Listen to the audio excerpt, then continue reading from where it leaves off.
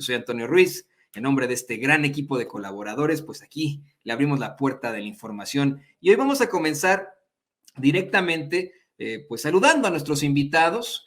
Vamos a tener una mesa de análisis, de diálogo, con dos actores políticos muy importantes. Y esta mesa de diálogo, esta mesa de análisis, estoy convencido, no le va a gustar mucho a Lorenzo Córdoba y a Ciro Murayama, especialmente ahora que se ha presentado la determinación de la Suprema Corte de Justicia de exigirles, ordenarles al Instituto Nacional Electoral que cumpla y que se lleve a cabo la consulta para la revocación del mandato. Déjeme saludar primero con mucho gusto a Eurípides Flores, representante de Morena ante el INE y abogado del obradorismo. Eurípides, muy bienvenido. ¿Qué tal? ¿Cómo estás? Buenas tardes. Muy buenas tardes. Y también tenemos con nosotros a Hamlet Almaguer, diputado de Morena, y bueno, también ha participado varias veces en este espacio. Hamlet, muy bienvenido. Antonio, buenas tardes para ti y para todo el auditorio. Por supuesto, a nuestro representante ante el INE, Eurípides Flores. Muy buenas tardes a todos.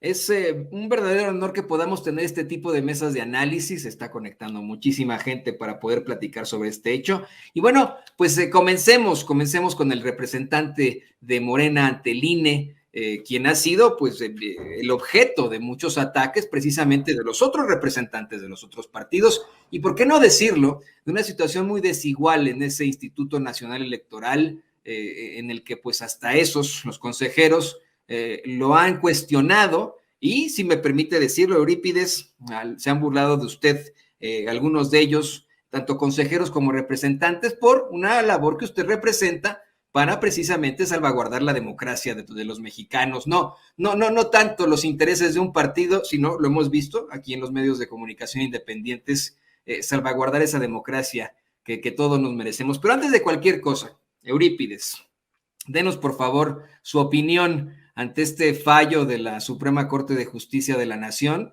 de ordenarle al Instituto Nacional Electoral que se lleve a cabo la consulta popular luego de que de manera arbitraria determinaran un aplazamiento, pues vamos, sin ningún tipo de fecha de esa consulta. Pues como lo diríamos coloquialmente, le dieron un periodicazo en la cara a Ciro Murayama, a Lorenzo Córdoba. Ayer la Suprema Corte de Justicia de la Nación les está dando un estate quieto, les está aclarando básicamente lo que nosotros les dijimos una y otra vez en la sesión del Consejo General de ese día, donde decidieron suspender las actividades del proceso que va a ratificar el mandato del presidente. Y quiero leer expresamente dos líneas que me parecen muy relevantes de lo que comunica a la Suprema Corte de Justicia de la Nación. Por una parte, les dice que deben continuar con la organización y el desarrollo de la totalidad de las actividades del proceso de revocación de mandato hasta su conclusión con el presupuesto aprobado de 1,503 millones de pesos, el cual constituye un indicador de viabilidad financiera. Primera situación que se derrumba del discurso que han estado enarbolando Ciro Murayama, Lorenzo Córdoba y en general los 6 consejeros que se decantaron en contra del pueblo, en contra de la democracia participativa. Y segunda, dice la Suprema Corte, de manera que sería un contrasentido que lo que no obtuvo el INE en dicha controversia, en la controversia que presentaron y que pedían la suspensión de la Ley Federal de Revocación de Mandato, este organismo, el INE, lo decrete por su cuenta. Lo que les dijimos también, que era una absoluta aberración jurídica, que una vez que habían sido rechazados por la Suprema Corte de Justicia de la Nación de la procedencia de la suspensión de la Ley Federal de Revocación de Mandato, ellos les hicieran oídos sordos a ese mandato jurisdiccional y por sus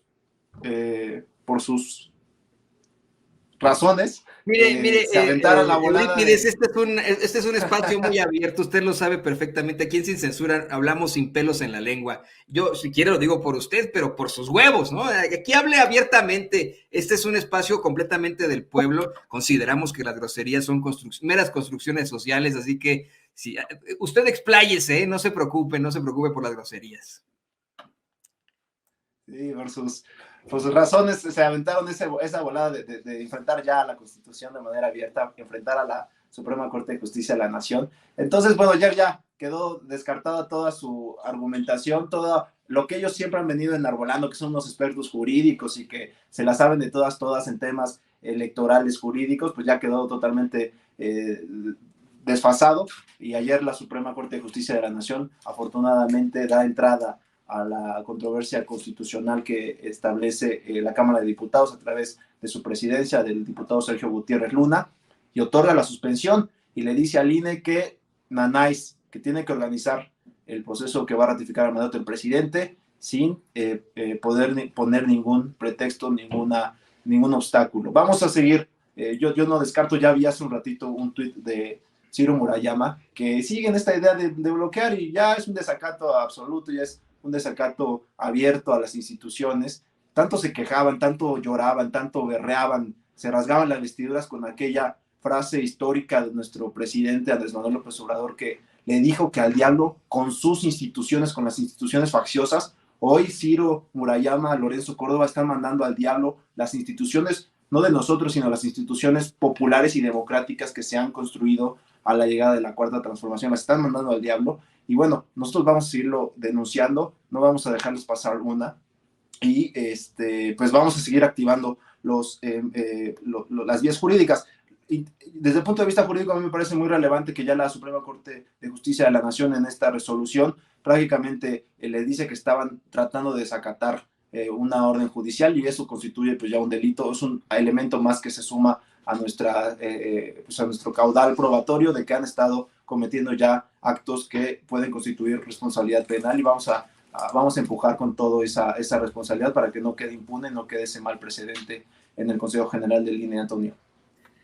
Diputado Hamlet Almaguer también fue Morena, primero con su presidente de la mesa directiva de la Cámara de Diputados, así como lo menciona el representante de Morena ante el INE, Eurípides Flores. Primero fue Morena también quien pues plantea esta controversia constitucional, pero como partido se genera una impugnación. Ustedes en esta coordinación de Morena, directamente desde la Cámara de Diputados, de inmediato hicieron un llamado al juicio político. Ahora que ya existe esta determinación y que, como bien nos dice Eurípides, es un precedente para que la revocación de mandato se dé sí o sí, pero que tendrá que haber algún tipo de proceso. Ahora, ¿continuará esa búsqueda de juicio político a Lorenzo Córdoba, a Ciro Murayama y a los otros 4 consejeros del INE que votaron para aplazar esa consulta del pueblo? Sí, Antonio, mira, primero a mí me gustaría dejar muy claro que la violación a la Constitución por parte de Lorenzo Córdoba, Ciro Murayama y otras 4 consejeras y consejeros que los acompañaron en esta aventura absurda de emitir ese acuerdo notoriamente inconstitucional, pues ya se consumó. Es decir, ese atentado contra la democracia ya se dio, ya no hay vuelta atrás. Y la Suprema Corte en esta resolución lo que hace precisamente es dejar muy claro que violaron la Constitución las consejeras y consejeros que aprobaron ese acuerdo. Yo veía hace algunos días la entrevista que le hizo Vicente aquí en este espacio a la consejera Humphrey, y de verdad su expresión era de mucha preocupación respecto de lo que se habían animado a hacer los demás consejeros. Y directamente le preguntó si había sido una determinación ilegal, y ella dijo que sí, que no la compartía, por supuesto, y que por eso había votado en contra. Entonces, esa parte, bueno, pues ya se dio en la propia resolución de la Suprema Corte y en el comunicado que emite la Corte a todos los medios. En el penúltimo párrafo de ese comunicado, y también creo que es la página 5 de la resolución, dejan muy claro que se violó el artículo 29 constitucional. Esto es gravísimo. El 29 constitucional establece las condiciones y los mecanismos para que las autoridades, para que el Estado mexicano pueda suspender derechos políticos, pueda suspender derechos de otro tipo. Y conforme a esa propia disposición, solamente el Congreso Federal puede suspender derechos, y además tiene que notificar de inmediato a la Organización de Estados Americanos. Esta parte está en el artículo 27 de la Convención Americana, y adicionalmente hay un candado que dice que no se pueden suspender derechos políticos en ningún caso, 27.2 de la Convención Americana de Derechos Humanos, y está en la propia Constitución. Entonces, Los consejeros, la verdad es que están tan desesperados, Ciro Murayama, Lorenzo Córdoba, que son capaces de todo, incluso de contravenir a la Suprema Corte como lo hicieron en esta ocasión y de violar directamente la Constitución. Y de esto, bueno, pues se derivan distintas responsabilidades. Por supuesto que el juicio político es una de las vías que establece la propia Constitución en su artículo 110 para investigar y después sancionar a los servidores públicos, sobre todo a los de más alto nivel, que cometen este tipo de violaciones de carácter constitucional. Entonces yo te diría, como lo ha manifestado ya el presidente de la Cámara de Diputados y como lo ha manifestado ya también el presidente nacional de nuestro partido, Mario Delgado, que ninguna vía está descartada, toda la plenitud de opciones que existe en el sistema jurídico mexicano se está analizando y se está abordando y nosotros vamos a acompañar esta ruta y esta estrategia. Adicionalmente, decirte que como consejero suplente ante el INE, me designaron el 14 de diciembre en el Pleno de la Cámara de Diputados.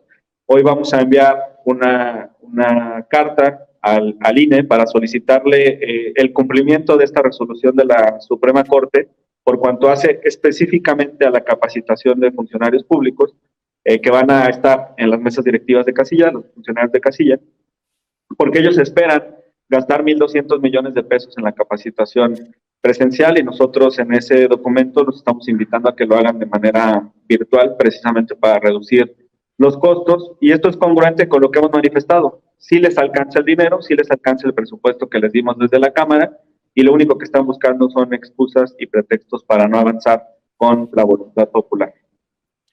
Quiero decirle al público consentidor de Sin Censura, tal vez como un paréntesis, que nuestros dos invitados, ahora verdaderamente notables políticos, con mucha fuerza en su voz, en su academia incluso, son muy jóvenes. El diputado Hamlet Almaguer va a cumplir 35 años en enero próximo, así en menos de un mes, si no me equivoco, y Eurípides Flores, representante de Morena ante el INE, el abogado del obradorismo, como él mismo se autodenomina, tiene 31 años. Esta es una opción clara de esta en nuestra juventud. Este programa también está hecho, quiero decirlo, tal vez con un poco de arrogancia por gente muy joven. Yo tengo 38 años, por ejemplo, y me gusta muchísimo platicar de este tipo de temas con los verdaderos actores políticos en estos momentos, con esta fuerza en la juventud, de las voces de los que estamos, de estas personas con las que estamos platicando, de estos grandes actores políticos. En el caso de Eurípides Flores, y con él, a él le quiero hacer esta pregunta, ha habido mucho la subestimación, el ataque, incluso hasta la burla, y es algo que ya se ha tratado aquí en Sin Censura. Precisamente, en la última sesión extraordinaria del Consejo General del INE, los representantes del PRD y del PAN, en su momento Ángel Clemente Ávila Romero y Víctor Hugo Sondón Saavedra, buscaron minimizar desde la academia hasta los postulados tan fuertes de alguien como Eurípides Flores, que nosotros, en verdad y con toda su fuerza, consideramos verdaderamente el abogado del obradorismo.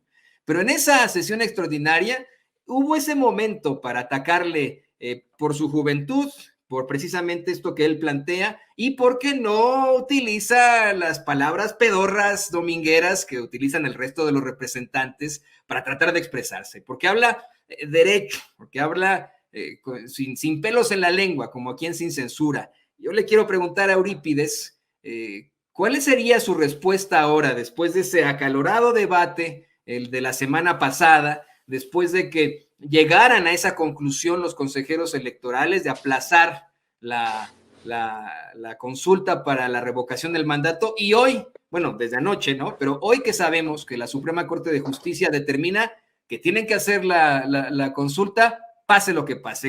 ¿Qué le diría usted ahora, Eurípides, a Ángel Clemente Ávila Romero, a Víctor Hugo Sondón Saavedra, a Lorenzo Córdoba, a Ciro Murayama? ¿Cuál sería su mensaje?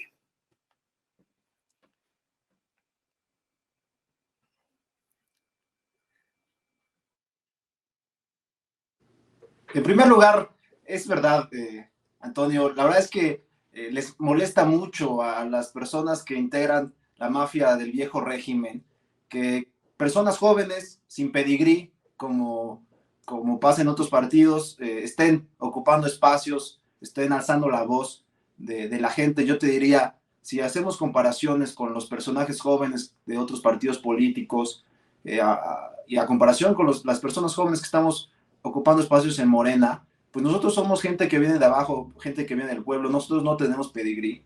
Y mientras los otros partidos, cuando le dan oportunidad a los jóvenes, pues son el hijo de Beltrones, el hijo de Gamboa, el hijo de el hijo de tal. Entonces, por eso les duele mucho, les arde mucho que nosotros tenemos apellidos del pueblo. Yo soy Flores, hay tantos mexicanos que se apellidan como yo, somos morenos, de piel de bronce. Eso les duele mucho, su clasismo es imposible de guardar. Entonces, cuando alguien así les habla de tú a tú, pues se sienten espantados, molestos, y por eso esa reacción. Pero fíjate que más allá de que en lo personal me genera risa, no deja de ser sintomático del cambio que está viviendo el país. También te diría, ayer estuvimos, el partido Morena ya está definiendo a las personas que van a estar representando al movimiento el próximo año, y yo veo a gente que viene de abajo. Diría el caso del compañero Salomón Jara, un hombre de lucha que va a ser nuestro representante en Oaxaca, una gente de abajo que va a ser seguramente el número uno del estado en su momento. Pues es este cambio de generación, está llegando la gente de abajo al poder, y eso les molesta mucho, y entonces aprovechan cualquier oportunidad para minimizar, para ningunear, pero pues al final del día los resultados son los que cuentan, y los resultados en este caso, en el caso muy particular del proceso que va a ratificar el mandato del presidente, pues va a avanzar. Y como lo dijimos, les puede gustar o no, yo no, a mí no me gusta hacer, dicen que hablar de ti mismo a veces hasta suena petulante. Yo tengo una educación en posgrado, soy maestro en Derecho Administrativo por la Universidad Panamericana y estoy graduado con mención honorífica.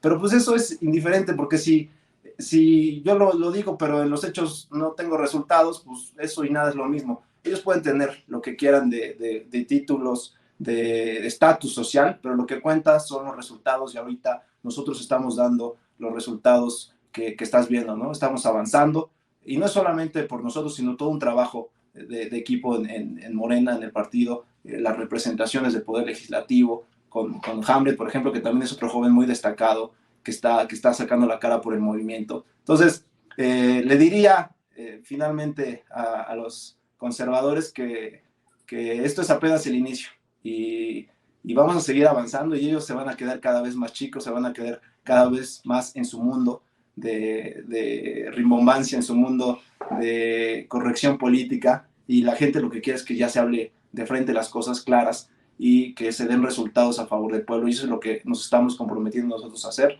y vamos a seguir avanzando en ese sentido. Antonio.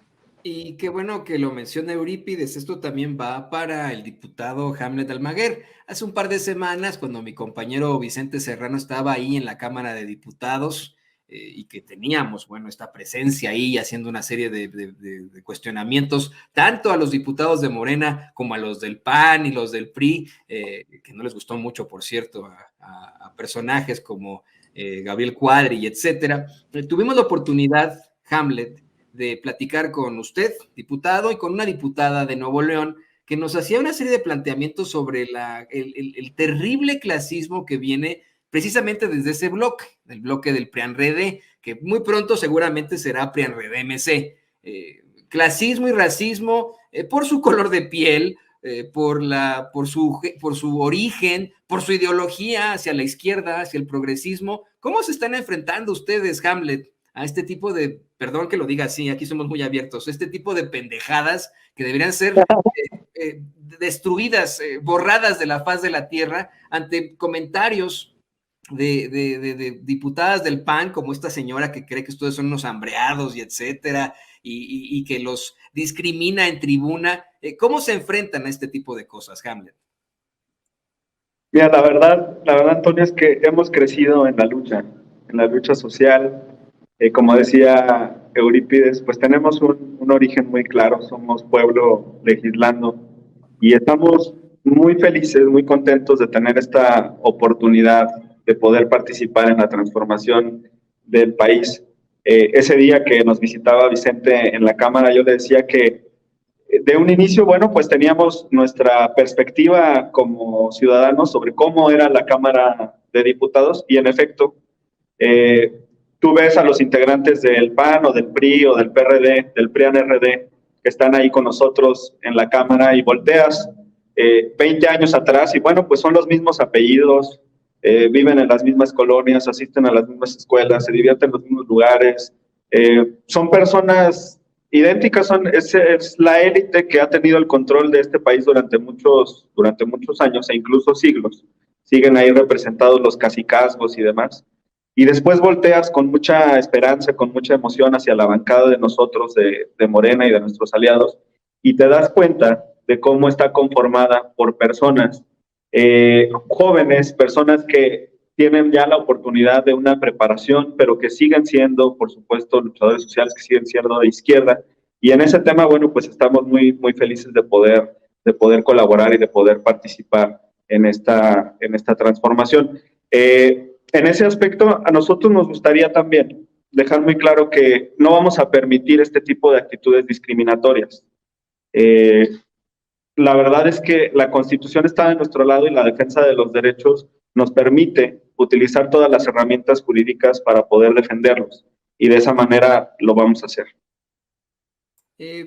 Vamos a un tema que creo que es importante, además de la consulta de revocación de mandato, y les agradezco que se conecten con nosotros. Permítanme, por favor, abogado y diputado, permítanme, por favor, hacerles un par de planteamientos más.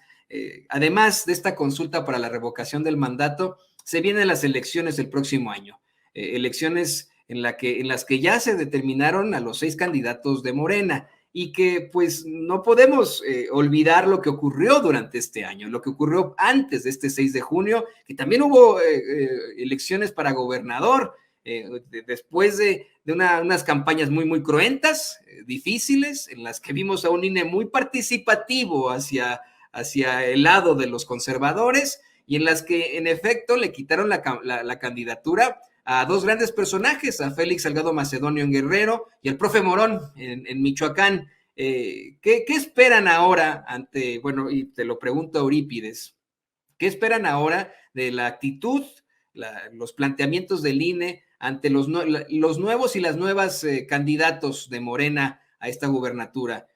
¿Considera Eurípides que habrá resistencia, que le volverán a jugar chueco al pueblo, que nos van a sacar de pronto que no justificaron sus gastos de precampaña y que tal vez acaben con alguna de las candidaturas que tenemos en estos momentos? Sí, Antonio, fíjate que es interesante. El día de ayer, bueno, las madrugadas ya de este día, alrededor de las 3, 4 de la mañana, el partido ya decidió quiénes van a ser los coordinadores para la conformación de comités de defensa de la Cuarta Transformación en los 6 estados donde habrá proceso electoral el próximo año, donde habrá elecciones el próximo año.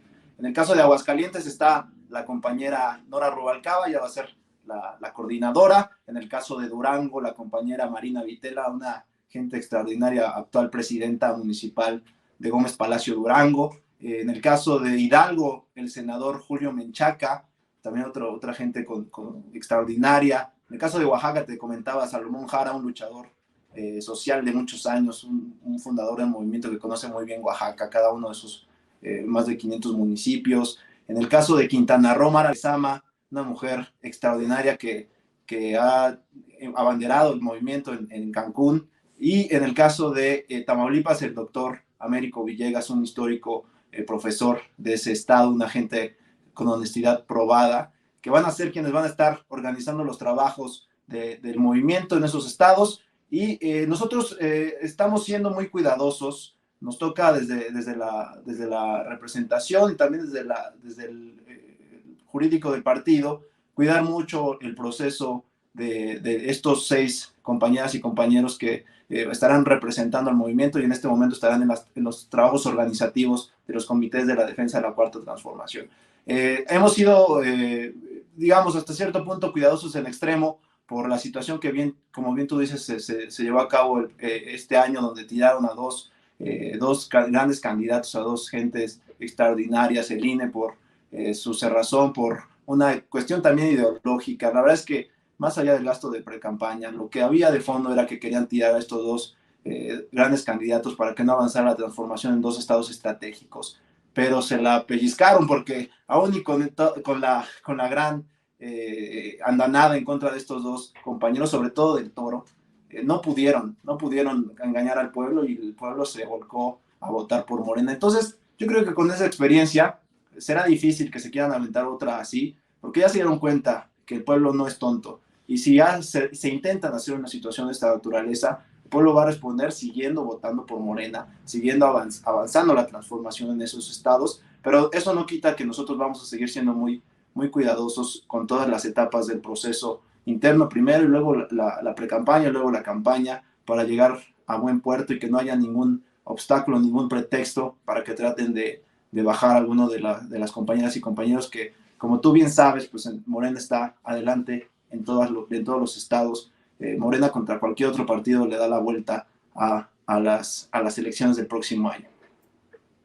Hamlet, diputado Hamlet, yo se lo voy a decir, como se lo digo a Eurípides, aquí no hacemos entrevistas a modo. En efecto, en estos 6 candidatos y candidatas, 3 y 3 es lo que me refería, hay perfiles pues hasta cierto punto controvertidos, como el de Mara Lezama, por ejemplo, ¿no? Para Quintana Roo ha sido pues hasta cierto punto planteada en la conferencia de prensa mañanera por otros periodistas, por otros medios de comunicación, en su opinión desde la óptica de un diputado, ¿cómo ve estas candidaturas hacia 2022? Las candidaturas de estados que se le podrían arrebatar al PRI, al PAN, y al PRD ya no sé, ya no existe, ¿no? Pero que se le podrían arrebatar, que Morena le podría arrebatar a estos partidos.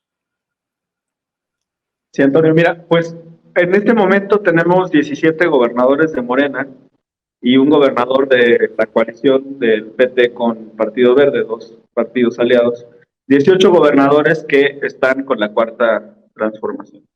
Si el siguiente año logramos ganar estas 6 gubernaturas, estaríamos llegando a 24 gobernadoras y gobernadores de la Cuarta Transformación.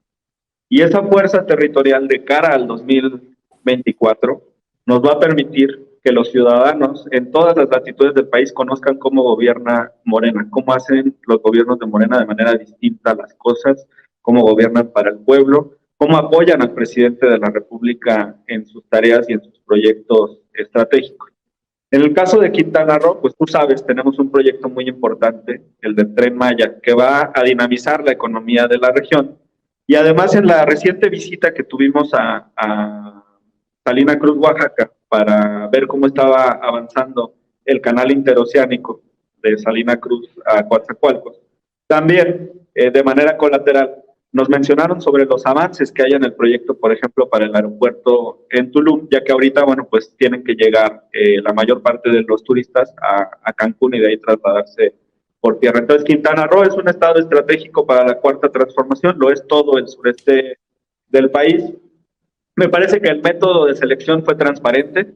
Ayer estábamos muy atentos y de manera, digamos, casi en vivo, estaban compartiendo las encuestas que se habían realizado con diferentes casas y también la publicación a través de Facebook del presidente nacional del partido y de la Comisión Nacional de Encuestas de Morena, en las que difundían cuáles eran las preferencias de las ciudadanas y ciudadanos en las 6 entidades.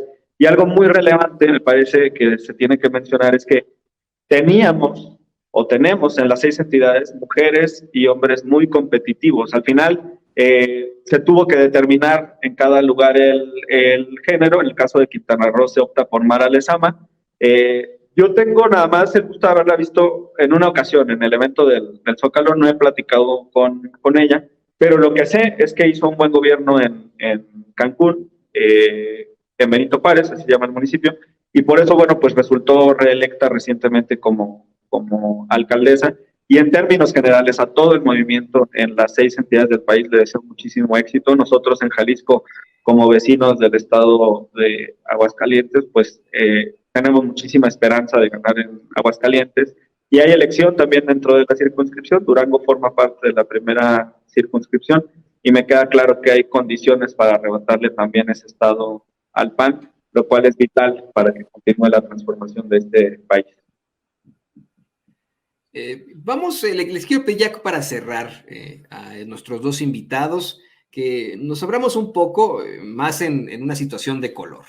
Sé que nos acercamos a las fiestas y hablando de eso, me gustaría mucho hablar de su perfil, ¿no? Eurípides Flores, le decía yo a usted, público consentidor que nos ve y que nos escucha, tiene 31 años, es maestro en Derecho Administrativo, es el representante de Morena ante el INE y abogado del obradorismo. Por su parte, Hamlet Almaguer va a cumplir 35 años en enero. Él tiene una maestría en Derecho Procesal Constitucional por la Universidad Panamericana. También tiene una especialidad en Derecho de Amparo. Pero creo que lo llamativo, lo de color, además de los triunfos, de los éxitos en los que han incurrido ustedes en la política, son sus nombres. Me llama mucho la atención, por ejemplo, que Eurípides es uno de los tres principales poetas trágicos de la Grecia antigua, ¿no? Junto a Esquilo y Sófocles. Y Hamlet, pues es el príncipe danés de una de las tragedias shakespearianas más contundentes en la historia de la dramaturgia, de ese mismo nombre. Comienzo precisamente con Eurípides ya para cerrar. Un hombre que representa a uno de los principales exponentes de la tragedia griega, pero que hoy está consiguiendo una serie de éxitos para el pueblo. ¿Con qué mensaje se despide usted de Sin Censura en esta edición, Eurípides? Sí, Antonio, muchas gracias. Pues efectivamente, siempre que me preguntan por mi nombre, les digo que a pesar de que Eurípides escribía tragedias, estamos convencidos que nosotros no vamos a terminar en una de ellas porque estamos del lado correcto de la historia. Y vamos a hacer todo lo que esté a nuestro alcance para realizar el proyecto del presidente, en el cual nosotros confiamos de manera abierta, de manera decidida, y no vamos a tener ninguna contrapisa para seguir apoyando, aunque no les guste a los conservadores, a los del viejo régimen, las nuevas formas de hacer política. Nos vamos a seguir avanzando y vamos a seguir representando en lo que creemos, que estoy convencido que es en lo que cree la mayoría de la gente. Y bueno, pues me despediría también dejando abierta aquí mis redes sociales. A mí me llena de orgullo, me llena de satisfacción ver que nos escriben por ahí, nos dan mensajes de apoyo, también de críticas, porque pues eso es para lo que sirven estas redes sociales, para recibir la retroalimentación de la gente, y cuando estamos haciéndolo bien, que nos lo reconozca, y cuando lo estamos haciendo mal o hay cosas que mejorar, pues por supuesto abiertos, y ofrezco seguir escuchando y transmitiendo lo que por las redes sociales nos están haciendo llegar. De verdad, muchas gracias, Antonio, por estos espacios, porque pues así de esta forma estamos avanzando. Gracias a usted, porque este micrófono es de todos. Yo insisto con eso, así como el micrófono está abierto para Eurípides Flores y para Hamlet Almaguer, también está abierto para Dominguín, para alguien como Gabriel Cuadri, para un comandante Borola. Si nos tomara, claro, la entrevista, lo hemos intentado tantas veces con un Felipe Calderón, un Vicente Fox, que no nos contestan el teléfono, y lo hemos intentado aquí y allá. Este micrófono es de todos y estamos convencidos que esta forma de comunicarse con la gente hace que la tarea del periodismo se cumpla, no solamente informando, sino haciendo este planteamiento absoluto de democracias en México y en el mundo. Y déjeme ir ahora también para cerrar con Hamlet Almaguer. Le comentaba ya hace unos momentos, pues bueno, el panorama que existe alrededor de estas dos figuras muy, muy jóvenes de la política. Le decía yo a usted que Hamlet Almaguer va a cumplir 35 años en enero, pero es ya un maestro en Derecho Procesal Constitucional. Además, tiene una especialidad en Derecho de Amparo, que eso es muy, muy importante, ¿no?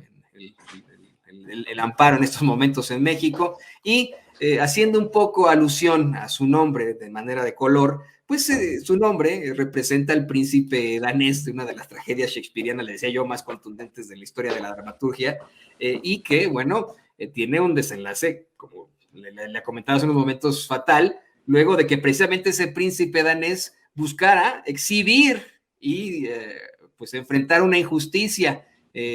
Hamlet, ¿qué comentario final le daría usted al público de Sin Censura? Muchas gracias, Antonio. Pues sí, el otro día, fíjate, estábamos ahí compartiendo algunos tweets con Eurípides y me llamó mucho la atención el comentario porque yo arrobé a Eurípides en una fotografía y alguien le puso ahí, Hamlet arrobando a Eurípides, qué tragedia. Le pone ahí en el comentario y dije, bueno, es cierto este tema de los nombres. Decirte, bueno, siguiendo con la tragedia, que así como Claudio se quiso robar el reino de Hamlet, pues así también Lorenzo Córdoba y Ciro Murayama se quieren robar la democracia. Pero ahí estamos nosotros y millones de mexicanos, iniciando por el presidente de la República, para defender a la auténtica democracia. Y llamar también la atención, porque yo todavía no estoy tranquilo con este tema de la controversia constitucional.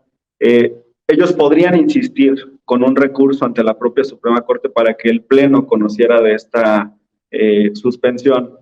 Yo creo que sería pues algo suicida de parte políticamente, de parte de Lorenzo y de Ciro Murayama, porque es evidente que ya perdieron muchos rounds seguidos ante la Suprema Corte, la primera controversia en esta ocasión. Si van todavía al recurso, perderían una tercera vez. Y decirte que me parece que este árbitro pues ya se descaró, es totalmente parcial, forman parte de la oposición y desde el Poder Legislativo también vamos a iniciar en un análisis muy serio para la reforma político-electoral de nuestro país. Necesitamos transformar a nuestras instituciones y ahí esperamos contar con el apoyo de todas y de todos ustedes, de la audiencia me refiero, que está viendo a Sin Censura. Agradecerles por el espacio para los jóvenes, para nosotros, para el movimiento, para la transformación y despedirme también con mis redes sociales, Hamlet Almaguer en Twitter, Hamlet Almaguer en Facebook, Hamlet Almaguer en Instagram. En Twitter llevan a más Hamlet-Almaguer. Les deseo mucha felicidad y salud con todos sus seres queridos. Un abrazo a todos. Victoria para la Cuarta Transformación, un día histórico.